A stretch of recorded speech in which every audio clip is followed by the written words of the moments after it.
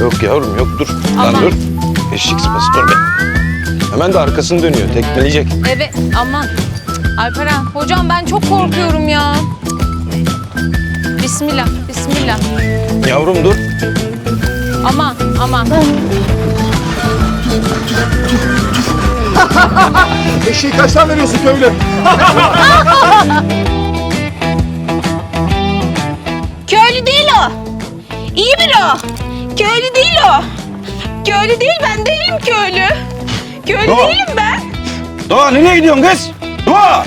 Şşş! Kız nereye? Doğa! Doğa! Kız! Akşam biliyorum ben sana.